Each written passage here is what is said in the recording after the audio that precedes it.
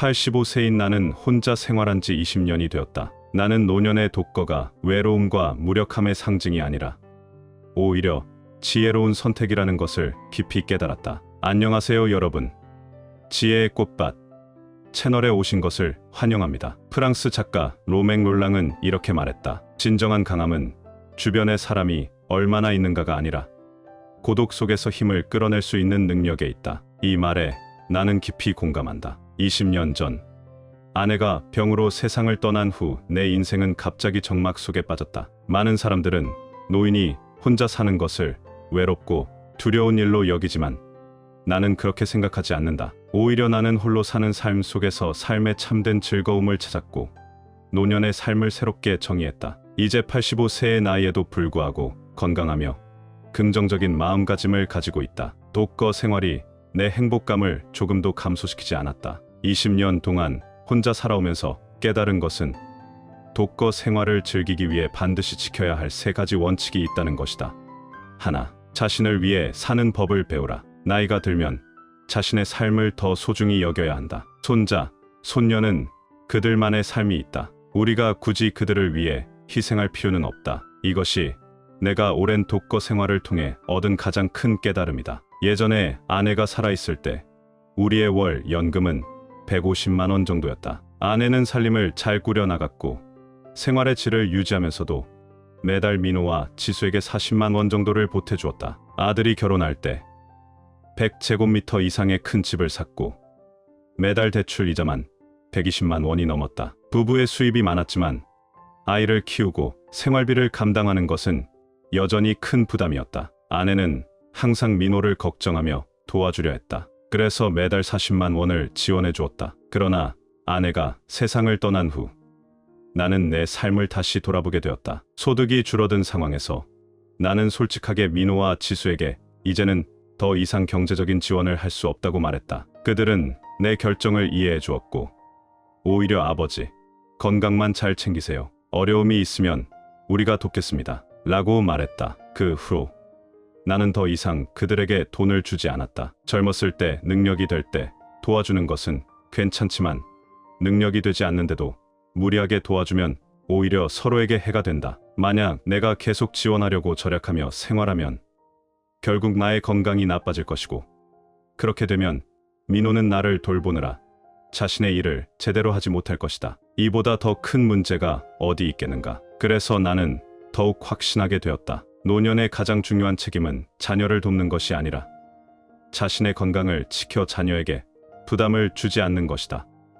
둘, 신중한 경제 계획을 세워라. 심사숙고 끝에 나는 우리의 월 연금액을 3부분으로 나누었다. 일부는 일상적인 식비와 생활비로 사용하고 일부는 잡비를 충당하는 데 쓰며 나머지는 은행에 저축했다. 이러한 계획 덕분에 내 생활은 질서 있게 유지되었다. 매달 저축하는 금액이 많지는 않지만 티끌 모아 태산이라고 하듯이 20년 동안 차곡차곡 모으다 보니 벌써 6자리의 금액이 쌓였다. 이 돈이 있기에 나는 더욱 마음이 든든하다. 노년에 더 이상 노후 자금 문제로 걱정할 필요가 없다. 나에게 있어 홀로 하는 노년의 삶은 결코 외로운 것이 아니다. 자신을 사랑하는 법을 배우고 여유롭고 자유롭게 사는 것이야말로 노인이 가져야 할 지혜이자 멋이다. 셋, 남녀 관계에 얽매이지 말고 독신을 유지하라. 나는 독거 생활을 해온 20년 동안 수많은 사람이 새로운 배우자를 소개해 주었고 그 중에는 조건이 좋은 사람도 많았다. 하지만 나는 단 한 번도 마음이 동한 적이 없었고 소개팅을 나가본 적도 없다. 내 생각에 재혼해서 행복한 삶을 꾸리는 것은 결코 쉬운 일이 아니다. 재혼한 부부는 각자 자녀가 있는 경우가 많아 초혼처럼 한마음 한뜻으로 살아가는 것이 어렵다. 설령 부부 사이가 좋다고 해도 자녀 문제나 경제적인 문제만 나오면 갈등이 끊이지 않는다. 특히 재혼 가정에서는 돈이 가장 큰 다툼의 원인이 된다. 전통적인 관념에 따르면 결혼한 여성은 가정을 책임지기 위해 경제권을 쥐어야 한다고 여겨진다. 하지만 재혼한 남성 입장에서는 자신의 경제권을 아내에게 넘기는 것이 당연하지 않다. 아내가 자신의 돈을 전 남편과의 자녀를 위해 쓸까봐 걱정하고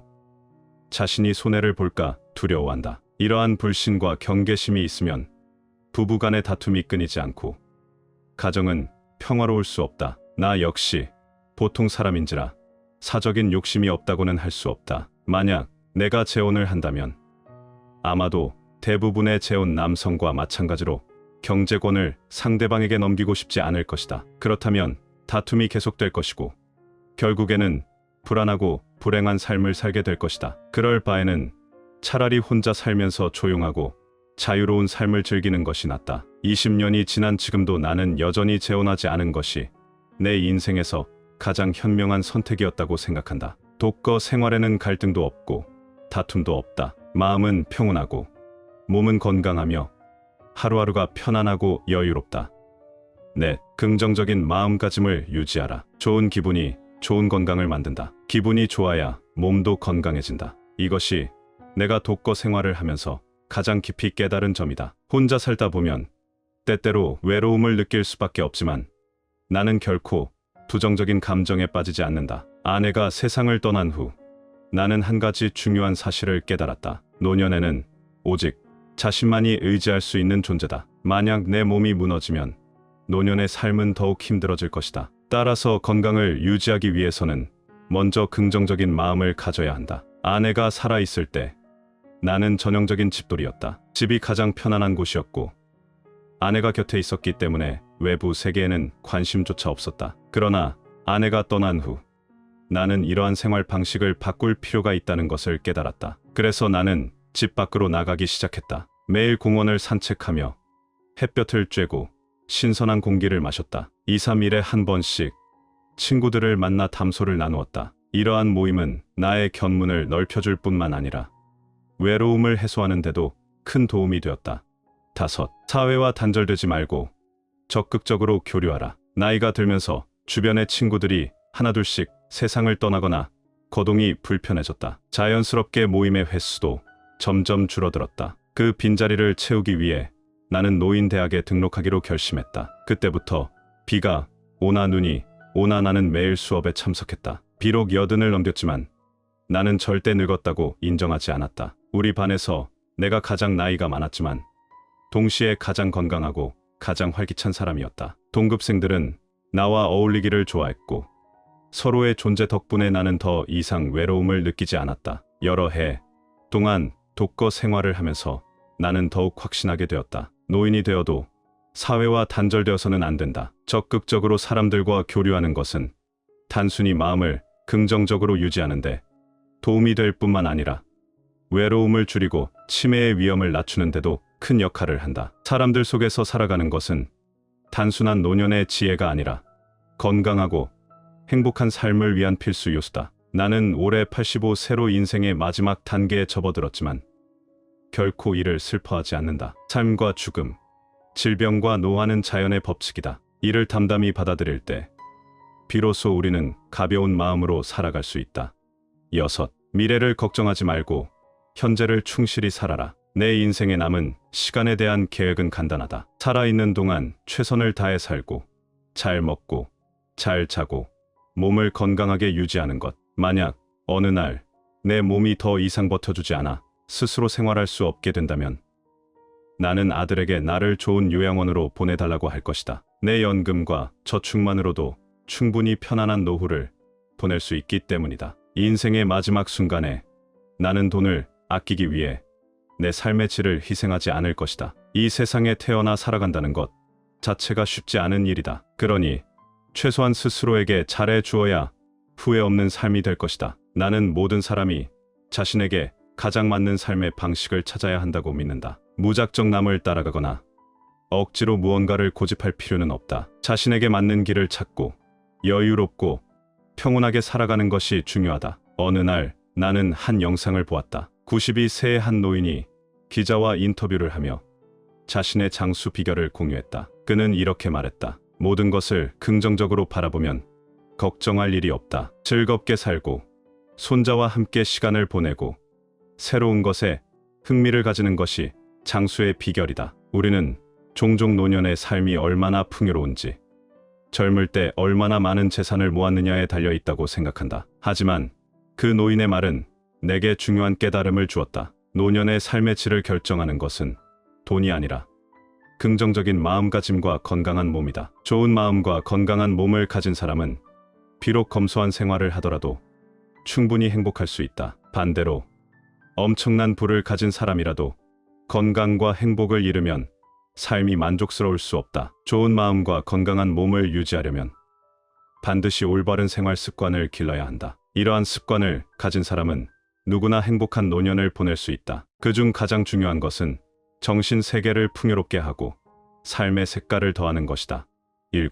정신 세계를 풍요롭게 하라. 얼마 전 한 소아 감정 전문가가 한 방송에 출연하여 많은 사람들을 놀라게 했다. 그는 이미 91세였고 머리는 희끗희끗하며 얼굴에는 깊은 주름이 새겨져 있었다. 그러나 그의 표정과 말투에는 여전히 소녀 같은 장난기와 생기가 가득했다. 그에게 노화란 그다지 대단한 일이 아니었다. 50세가 되었을 때 남들은 은퇴를 준비하고 있었지만 그는 영국으로 유학을 떠났다. 그곳에서 석사와 각사 학위를 차례로 취득했다. 78세가 되었을 때 남들은 편안한 노후 생활을 즐기고 있었지만 그는 네팔로 수행을 떠났다. 그곳에서 그는 철학을 연구하고 네팔어를 공부하며 번역 작업을 했다. 매일 바쁘고 충실한 하루를 보내며 많은 이들이 꿈꾸는 삶을 살아갔다. 노화는 모든 사람에게 찾아오지만 그것이 미치는 영향은 사람마다 다르다. 정신 세계가 빈곤한 사람은 젊은 나이에도 이미 활력을 잃고 노화에 쉽게 무너진다. 반면 정신 세계가 풍요로운 사람은 아무리 세월이 흘러도 여전히 빛을 발한다. 한 전직 종군 기자는 평균 연령 78세의 노인들이 사는 한 요양원을 방문하여 인터뷰를 진행했다. 그곳의 어르신들은 매일 활기찬 생활을 하고 있었다. 어떤 이는 수학 연구에 몰두하고 어떤 이는 코스프레를 즐기며 어떤 이는 고전 오페라를 해석하고 어떤 이는 송시를 연구했다. 그들은 나이가 많았지만 여전히 젊은이처럼 열정적으로 하루를 보냈다. 처음에는 기자도 그들이 단순히 운이 좋은 사람들일 것이라고 생각했다. 하지만 인터뷰를 진행할수록 그들도 결코 고통을 피해갈 수 없었다는 사실을 깨달았다. 그들 중 일부는 비극적인 사고로 사랑하는 사람을 잃었고 크고 작은 질병과 수술을 겪었다. 그럼에도 불구하고 그들은 자신의 삶을 고통이 아닌 풍요로운 정신력으로 정의하고 있었다. 8. 스스로 사랑할 수 있는 무언가를 찾아라. 한 작가는 이렇게 말했다. 사람은 반드시 사랑할 무언가를 가져야 한다. 그래야 시간 속에서 삶의 의미를 찾을 수 있다. 자신이 진정으로 열정을 느낄 수 있는 일을 찾는 것은 노화를 막을 수는 없지만 정신 세계를 더욱 풍요롭게 만들고 노화와 어려움을 긍정적인 태도로 받아들이게 해준다. 그렇게 하면 평범한 나날, 때로는 불행한 순간까지도 반짝이는 삶으로 바꿀 수 있다. 9. 운동을 습관화하여 신체의 활력을 유지하라. 서울대 교수인 그는 올해 62세가 넘었다. 그는 오랫동안 꾸준히 운동했고 그 덕분에 62세인데도 불구하고 여전히 건강하다. 젊은이들도 경기장에서 뛰는 것이 힘들다고 할 때 그는 문제없이 경기를 소화한다. 그는 이렇게 말했다. 나는 결코 스스로를 노인이라고 생각한 적이 없다. 내 마음은 여전히 젊다. 건강한 몸이 없다면 그 어떤 것도 단지 허울 좋은 구호에 불과하다. 운동을 꾸준히 하면 단순히 오래 사는 것이 아니라 건강하고 활력 있는 삶을 살 수 있다. 그래서 나는 나이가 들수록 더욱 몸을 움직이며 건강을 지키고 있다. 10. 꾸준한 운동으로 건강을 유지하라. 현재도 한 분야에서 연구를 계속하고 박사과정을 지도하며 반도체 최첨단 기술을 연구하는 한 교수는 건강한 몸 덕분에 활발하게 활동할 수 있다고 말했다. 그의 건강은 하루아침에 얻어진 것이 아니다. 수십 년 동안 꾸준히 운동을 해온 결과다. 22년 한 연구에 따르면 매주 150분 이상 중등 강도의 유산소 운동을 하는 노인의 경우 운동을 하지 않는 노인에 비해 심혈관 질환 발병률이 30% 낮다고 한다. 우리 몸을 식물에 비유한다면 운동은 마치 물과 같다. 하루 이틀 물을 주지 않아도 식물은 살 수 있다. 하지만 일주일, 한 달 동안 물을 주지 않는다면 결국 시들고 병들 것이다. 운동을 한다고 해서 절대 병에 걸리지 않는 것은 아니지만 분명 몸을 더 건강한 상태로 유지하는 데 큰 도움이 된다. 86세의 한 배우는 여전히 건강하고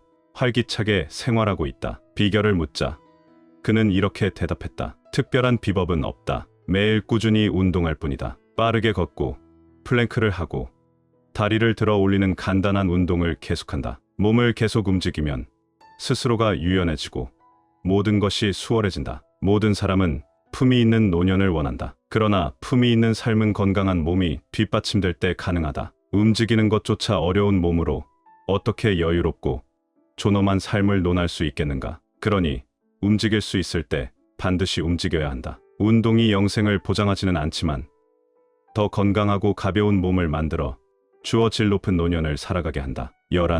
건강한 사회적 관계를 유지하라. 어느 드라마에서 한 노인은 과거에 오로지 아들만을 위해 살았던 싱글맘이었다. 퇴직한 후에도 아들에게 모든 신경을 집중하며 그의 삶에 부담을 주었다. 하지만 어느 날 그녀는 자신의 문제를 깨닫고 노인대학에 등록했다. 놀랍게도 그녀는 마치 다른 사람이 된 것처럼 변했다. 노인대학에서 또래 친구들을 사귀었고 매일 공부하고 대화를 나누고 봉사활동을 하면서 바쁘고 즐겁게 살았다. 과거에는 아들의 일거수일투족에 간섭하며 잔소리를 멈추지 않았지만 이제는 아들이 말을 걸어도 공부하느라 바빠 대충 대답할 정도였다. 이제 그녀는 아들이 결혼했다고 서운해하거나 며느리와의 관계를 걱정하며 감정 소모를 하지 않았다. 그녀는 이제야 비로소 스스로의 삶을 살아가기 시작한 것이다. 아무도 고립된 섬처럼 살고 싶지는 않다. 특히 시간이 많은 노인들에게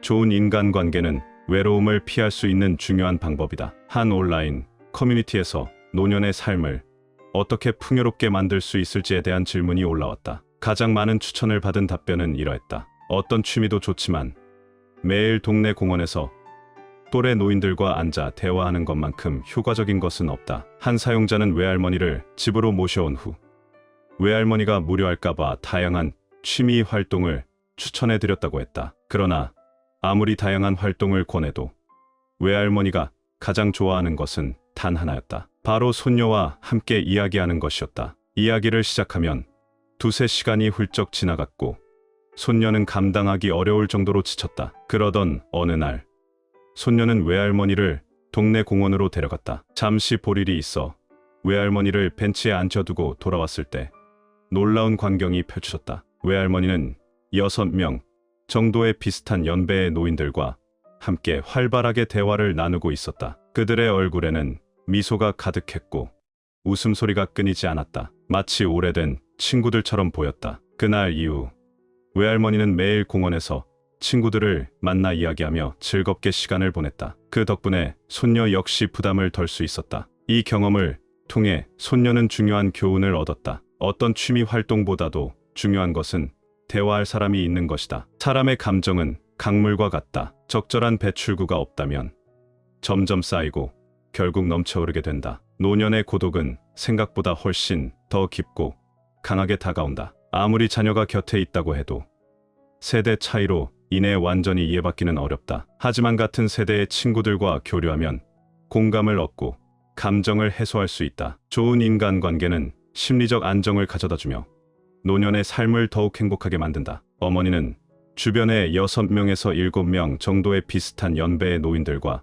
함께 열정적으로 대화를 나누고 있었다. 때때로 크게 웃는 소리가 들렸고 마치 오랜 친구들처럼 친숙한 분위기였다. 그날 이후 어머니는 매일 동네에서 다른 노인들과 이야기하며 시간을 보냈다. 그 덕분에 손녀도 더 이상 계속해서 어머니의 이야기를 들어야 하는 부담에서 벗어날 수 있었다. 결국 손녀는 중요한 깨달음을 얻었다. 취미보다 더 중요한 것은 대화할 사람이 있는 것이다. 사람의 감정은 강물과 같다. 적절한 배출구가 없다면 점점 쌓이고 결국 넘쳐흐르게 된다. 퇴직 후 고독은 파도처럼 몰려오고 다양한 감정들이 빠르게 쌓인다. 아무리 자녀가 곁에서 인내심을 가지고 함께 있어 준다 해도 이러한 감정들을 완전히 해소하기는 어렵다. 연령과 삶의 경험이 다르기 때문에 자녀들은 부모 세대의 감정과 상황을 완전히 이해할 수 없다. 반면 같은 세대의 사람들은 쉽게 공감대를 형성하며 감정을 나눌 수 있다. 동년배와의 교류는 감정을 건강하게 해소하는데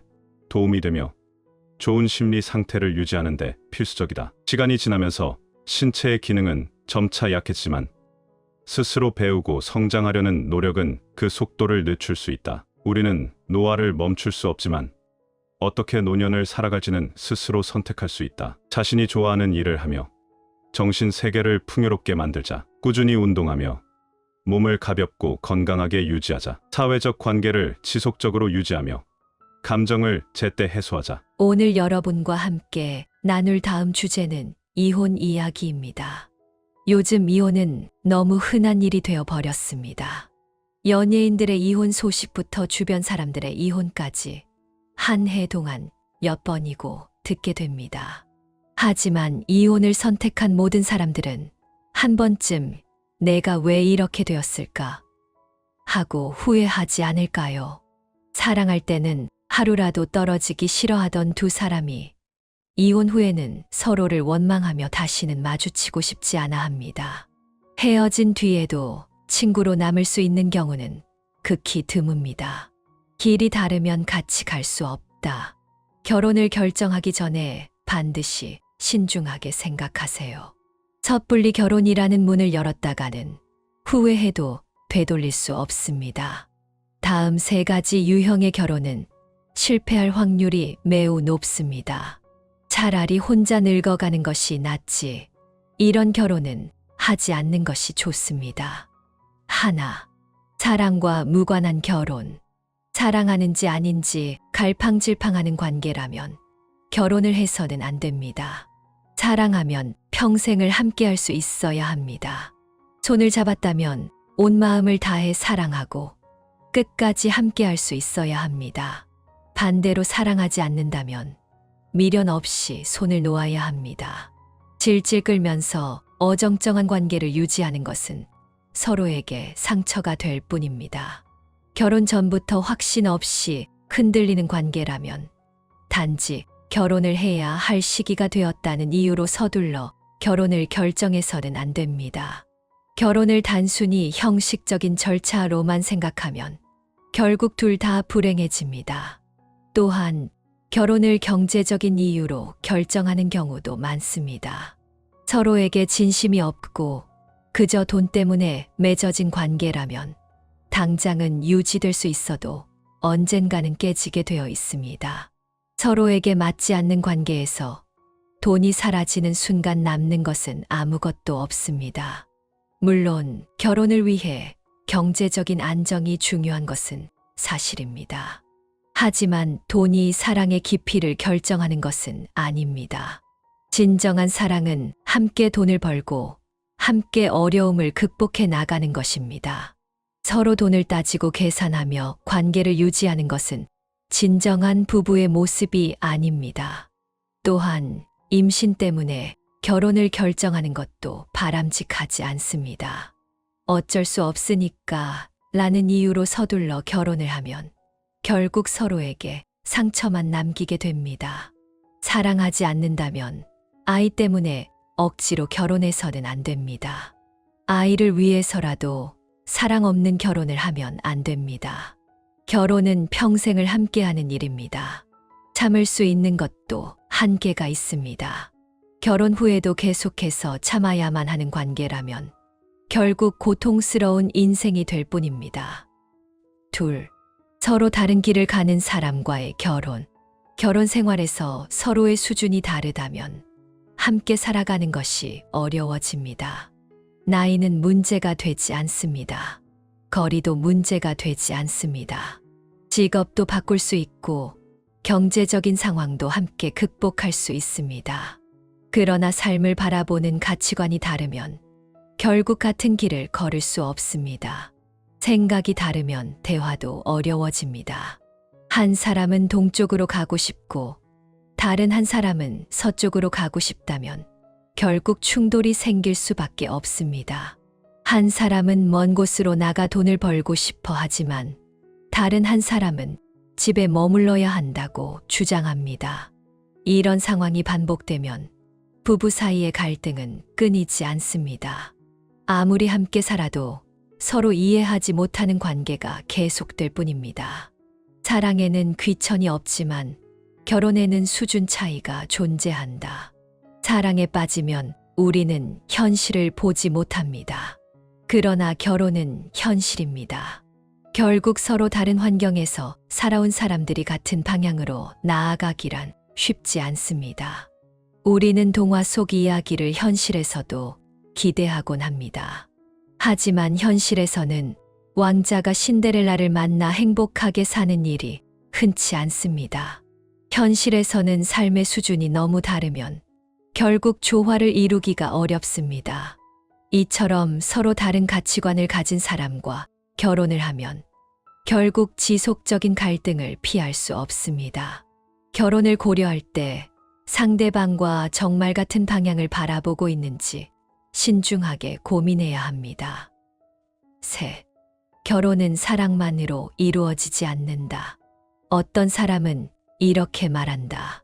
사랑에는 귀천이 없지만 결혼은 반드시 비슷한 수준의 사람과 해야 한다. 사랑은 우리의 눈을 가리지만 결혼은 결국 현실 그 자체다. 삶의 수준이 크게 차이 나는 사람들은 결국 같은 길을 걸을 수 없다. 신데렐라가 왕자를 만나 행복하게 사는 이야기는 동화 속에서나 가능한 일이다. 현실에서는 경제적, 사회적 격차가 클수록 결혼 생활이 힘들어진다. 생활 수준이 다르면 생각의 깊이도 다르고 삶의 방식도 전혀 다르다. 아무리 노력해도 서로를 이해하는 데 한계가 있다. 결혼은 단순한 사랑의 연장이 아니다. 결혼 생활이 지속되려면 두 사람은 같은 곳을 바라보고 있어야 한다. 비슷한 가치관을 가지고 있지 않다면 결국 충돌이 생길 수밖에 없다. 네, 신뢰가 없는 결혼은 유지될 수 없다.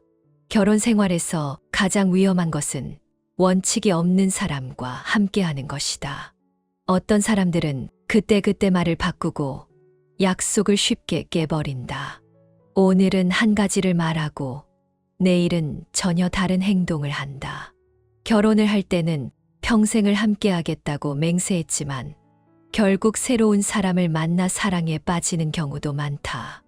배부른 뱀이 더 많은 먹이를 탐하듯이 한 사람에게 만족하지 못하고 또 다른 사랑을 찾아 헤매는 사람도 있다. 이런 사람과 결혼한다면 결국 상처받는 것은 본인이 될 수밖에 없다. 결혼 외의 사랑은 결혼 생활에 깊은 상처를 남긴다. 아무리 용서하려 해도 그 상처는 절대 완전히 아물지 않는다. 작은 자극에도 금세 다시 피어나고 결국 결혼 생활을 더욱 고통스럽게 만든다. 결혼이란 단순히 혼인, 신고서 한 장으로 유지되는 것이 아니다. 진정한 결혼 생활을 유지하는 것은 서로를 향한 믿음이다. 만약 마음이 이미 떠나버렸다면 결혼 서류 한 장이 무슨 의미가 있겠는가? 사랑은 서로의 선택에서 시작된다. 결혼은 두 마음이 완전히 하나가 되어야만 유지될 수 있다. 인생은 길지 않다. 억지로 맞춰가며 사는 결혼을 하지 말라. 자신을 희생하면서까지 유지해야 하는 결혼이라면 애초에 하지 않는 것이 낫다. 이런 결혼이라면 차라리 혼자 늙어가는 것이 더 행복할지도 모른다. 결혼에서 가장 큰 실패는 잘못된 사람을 선택하는 것이다. 잘못된 선택은 이후의 모든 선택을 엉망으로 만든다. 설령 나중에 이혼을 한다고 해도 이미 돌이킬 수 없는 상처를 남기게 된다. 누군가 이미 가정을 가진 상태에서 새로운 사랑을 찾는다면, 혹은 가정을 가진 사람을 사랑하게 되었다면, 그것은 결국 서로를 불행하게 만드는 악연이 될 가능성이 크다. 만약 이러한 사랑에서 벗어나지 못하고 이것이 진정한 사랑이라고 믿는다면 그 사람은 이미 늪에 빠진 것이나 다름없다. 그럴수록 더욱 깊이 빠져나오기 어려워지고 결국 큰 상처를 입게 된다. 남자든 여자든 누구나 한 사람만을 사랑하고 그 사랑이 평생 지속되기를 원한다. 그러나 사랑의 궁극적인 목표는 행복이어야 한다. 그저 감정의 유희로 끝나서는 안 된다. 5. 사랑은 쉽지만 결혼 생활은 어렵다. 사랑하는 것은 쉽다. 그러나 함께 살아가는 것은 어렵다. 많은 사람들이 말한다. 결혼은 사랑의 무덤이다. 수많은 사랑이 현실 속에서 점차 시들어간다. 인생에서 가장 힘든 시기는 중년기다. 위로는 부모님을 모셔야 하고 아래로는 자녀를 키워야 한다. 일은 고되지, 생활은 팍팍하지, 마음은 편할 날이 없다. 몸과 마음이 지칠 때 사람들은 기댈 곳을 찾는다. 그러나 정작 가장 가까운 사람이 위로가 되어주지 못할 때 결혼 생활은 점점 균열이 생긴다. 배우자가 서로에게 기대고 싶어 하는 순간 상대방이 오히려 불만을 터뜨리기 시작하면 그때부터 사랑은 서서히 묻히게 된다. 6. 결혼 생활에서 가장 위험한 것은 외도의 유혹이다. 대부분의 가정에서 남자는 밖에서 돈을 벌기 위해 노력한다. 윗사람의 눈치를 보며 낮은 자세로 살아가야 할 때도 많다. 여자는 집에서 아이를 키우고 부모님을 돌보며 하루 종일 쉴 틈 없이 바쁘다. 하지만 세상은 일을 당연하게 여기고 오히려 집에서 쉬는 것 아니냐며 무시하기도 한다. 서로를 이해하지 못하면 결국 두 사람 사이의 거리는 점점 멀어질 수밖에 없다. 한때는 서로를 깊이 사랑했던 부부도 시간이 지나면서 말수가 줄어들고 함께 있는 시간이 무미건조해진다. 이때 결혼 생활 밖에서 새로운 사람이 나타나면 어떻게 될까? 몸과 마음이 지친 사람에게 새로운 사람은 한 줄기 빛처럼 보일지도 모른다. 처음 사랑에 빠졌을 때의 설렘이 다시 찾아온 듯한 느낌이 들 수도 있다. 자신을 단속하는 사람이더라도 결혼 생활과 바깥의 행복을 비교하다 보면 점점 외도의 유혹에 흔들리게 된다. 결국 가정을 가진 사람이 외도를 시작하면 손을 놓을 수도 없고 사랑을 지속할 수도 없는 모순 속에서 고통받게 된다.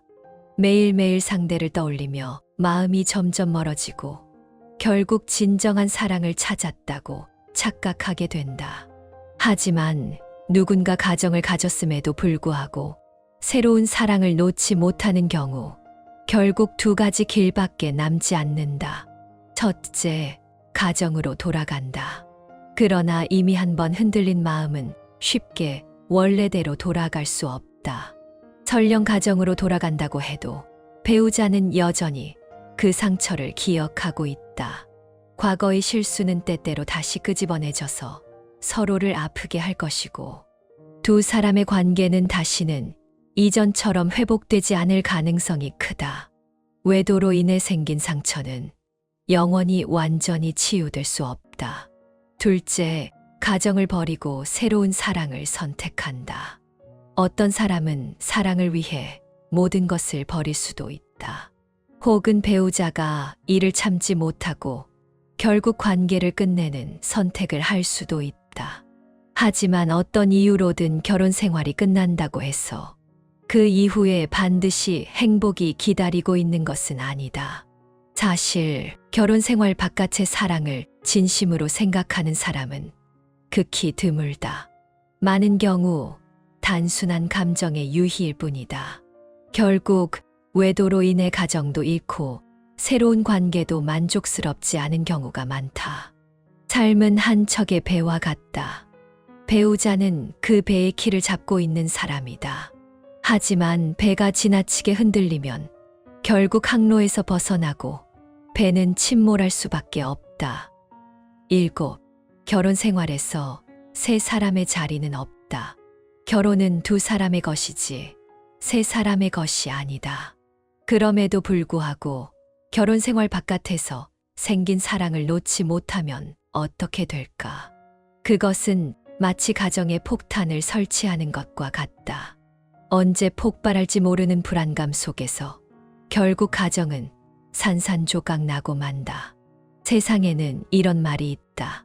감정은 자연스럽게 생길 수 있지만 예의를 지켜야 한다. 어떤 감정은 그저 거기까지에서 멈춰야 한다. 선을 넘지 않는 것이 중요하다. 한 번 선을 넘어버리면 되돌릴 방법이 없다. 사랑했던 사람과 헤어지고 고통 속에서 몸부림치고 상처를 입으며 배우는 것이 있다.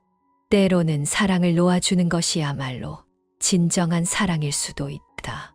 배신당하고 잃어버리고 어떤 관계도 다시는 회복할 수 없을 때 우리는 비로소 이름이 곧 어둠이라는 사실을 깨닫게 된다. 삶이란 우리가 노력한다고 해서 반드시 원하는 결과를 얻을 수 있는 것이 아니다. 때로는 우리가 원치 않는 방향으로 흘러가는 것들을 그저 받아들이는 수밖에 없다. 떠나야 할 사람은 결국 떠나게 되어 있다. 놓지 못하는 것은 아직 충분히 아프지 않기 때문이다. 아직도 어딘가 희망이 남아있기 때문이다. 하지만 그 고통이 삶을 뒤흔들 정도로 강해졌을 때 우리는 결국 손을 놓을 수밖에 없다.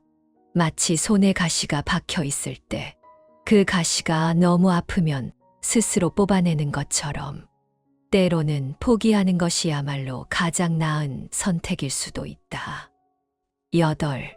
인생에서 중요한 것은 사랑뿐만이 아니다. 삶에서 출생과 죽음을 제외하면 그 외의 모든 일들은 그리 큰 문제가 아니다. 사랑은 인생의 전부가 아니다. 그 외에도 책임, 가족의 우정이 존재한다. 놓지 못하는 것들은 이미 지나가 버린 것이다. 그것들은 더 이상 당신 곁으로 돌아오지 않는다. 매일 그것을 떠올린다고 해서 다시 되돌릴 수 있는 것은 아니다. 부처는 이렇게 말했다. 얻고 잃는 것은 모두 운명에 달려 있다. 당신의 것이면 굳이 구하지 않아도 오게 될 것이고 당신의 것이 아니라면 아무리 원해도 가질 수 없다. 지혜로운 사람은 오직 자신의 삶을 열심히 살아갈 뿐이다. 나머지는 운명에 맡기고 자연의 흐름에 따를 줄 안다. 최선을 다했다면 그 자체로 후회 없는 삶이 될 것이다. 운명 속에서 우리가 잃은 것은 결국 다른 형태로 우리에게 다시 찾아온다. 오래된 사랑을 잃었다면 새로운 인연을 만날 것이다. 하지만 과거의 사랑에만 집착한다면 결국 평생을 외롭고 고통 속에서 살아가게 될 뿐이다. 불안과 걱정을 놓아버려야 진정한 행복을 얻을 수 있다. 마음을 바꿔 다른 시각에서 세상을 보면 삶은 훨씬 더 따뜻하고 밝은 빛으로 가득 차게 된다. 욕망을 버리면 평온한 마음을 얻을 수 있다. 원하는 것이 적어질수록 사람은 더욱 강해진다. 그래서 행복한 사람들은 언제나 자연스럽게 흐름을 따르고 작은 것에도 만족하며 살아간다. 삶은 결국 지나가는 과정일 뿐이다. 얻는 것도 잃는 것도 하나의 경험일 뿐이다. 모든 것은 흘러가고 결국 시간이 해결해 준다. 9. 인생에서 소유란 없다. 이 세상에는 절대적으로 내 것이라고 할 수 있는 것이 존재하지 않는다. 돈도 마찬가지다. 많은 돈을 원한다 해도 그 돈은 어느 누구의 것도 아니다. 왜냐하면 태어날 때 가지고 온 것도 아니고 죽을 때 가져갈 수도 없기 때문이다. 사람은 빈손으로 태어나 결국 빈손으로 떠나간다. 사랑도 마찬가지다. 당신이 간절히 원했던 사랑도 결국은 한때 당신과 함께한 여정의 일부일 뿐이다. 언젠가는 반드시 떠나갈 순간이 온다. 우리는 그저 시간 속을 스쳐 지나가는 존재일 뿐이다. 먼지처럼 작은 존재이기에 지금 이 순간을 소중히 여기고 과거를 놓아버리고 미래를 바라보는 것이 가장 중요하다. 얻고 잃는 것에 집착하지 마라. 얻을 수 없는 것이라면 그냥 흘려보내고 해낼 수 없는 것이라면 욕심을 버려라. 떠나갈 사람이라면 미련 없이 보내주어라. 과거의 아픔은 이제 잊어버려라. 자신을 억지로 몰아붙이지 마라. 억지로 살아가는 삶은 너무나도 고통스럽다. 남은 인생은 길지 않다. 떠남이 있어야 비로소 자유로워질 수 있고 놓아야만 평온을 얻을 수 있다. 오늘의 이야기를 시청해 주셔서 감사합니다. 이 이야기가 여러분에게 공감과 깨달음을 주었기를 바랍니다. 아직 구독하지 않으신 분들은 구독 버튼을 눌러주세요. 지혜의 정원은 매일 새로운 글을 전해드리며 여러분이 매일 새로운 깨달음을 얻길 바랍니다. 다음 시간에 다시 만나요.